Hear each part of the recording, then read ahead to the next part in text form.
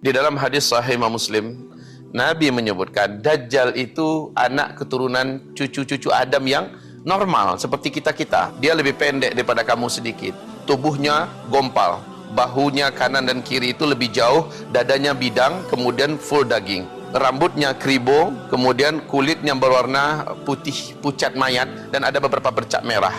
Kedua matanya normal, akan tetapi dalam artian normal dua-duanya ada, bukan satu yang di situ. Dua-duanya ada, hanya saja mata yang sebelah kanan itu tertutupi oleh daging yang meleleh ke bawah. Akan tetapi kelihatan betul bahwa biji mata itu sudah seperti mau lepas. Yang sebelah kiri, kata Rasulullah, sudah hampir sepenuhnya keluar dan berkabut berwarna hijau kaca. Rasulullah menyebutkan lehernya lebih panjang daripada leher kalian sedikit, kemudian bahunya mereng, kedua jempol kakinya saling berdekatan, dua mata kakinya saling berjauhan.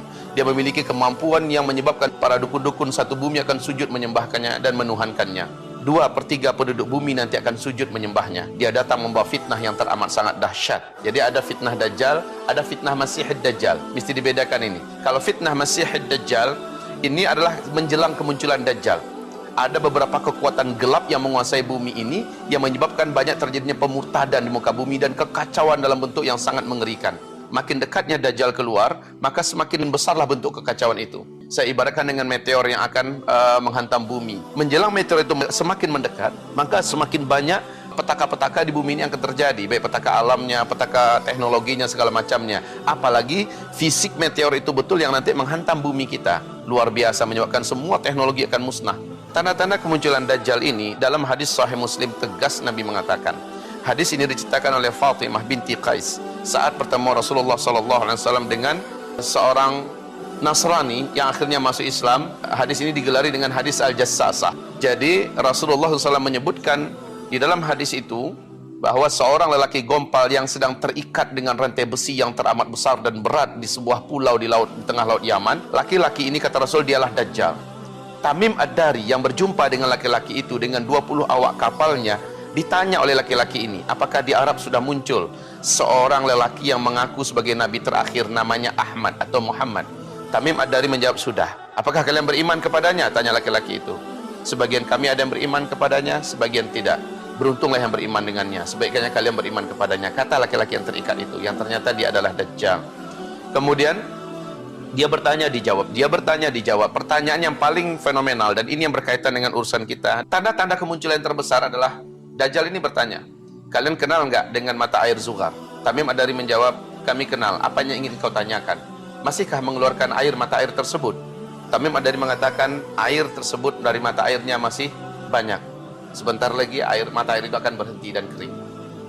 Yang kedua ditanyakannya, apakah kalian kenal dengan kebun kurma Baisan di Baisan? Maka Tamim Ad-Dari menjawab, kami tahu. Apanya ingin kau tanyakan kepada kami? Maka Dajjal ini berkata, apakah masih berbuah? Buahnya banyak. Saat ini sedang lebat-lebatnya buah. Sebentar lagi akan berhenti berbuah. Kemudian dia bertanya, apakah kalian tahu dengan Danau Tiberias, Buhairah Tabariyah?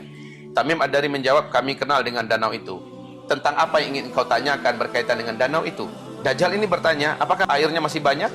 Tamim Ad-Dari menjawab, sekarang airnya banyak dan tidak berkurang sedikit pun. Lihat saja, sebentar lagi airnya akan mengering. Bahasa-bahasa Dajjal ini ternyata mengisyaratkan, kata Rasulullah, itulah dia tanda-tanda Dajjal akan keluar. Pertama, mata air Zughar. Ini berdekatan dengan Danau Tiberias langsung. Mata air Zughar setelah beberapa tahun ini tidak berair 100%. Tidak mengeluarkan lagi airnya. Yang kedua, Danau Tiberias. Danau Tiberias ini letaknya di Israel.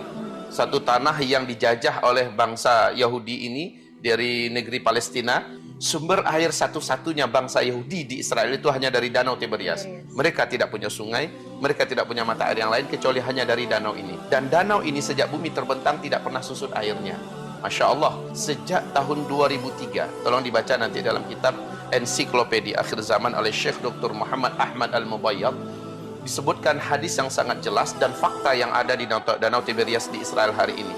Sejak 2003 sampai 2013.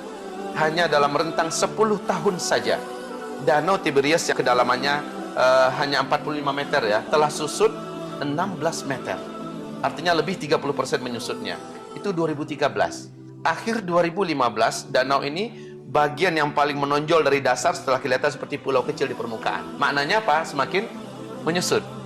Akhirnya pemerintah Israel sekarang memutuskan bahwa sumber air ke depan itu adalah air laut yang disuling. Ya, artinya danau ini juga sudah betul-betul sudah mengalami masa yang disebut oleh Rasulullah dalam hadis ini. Yang ketiga adalah kebun kurma Baisan.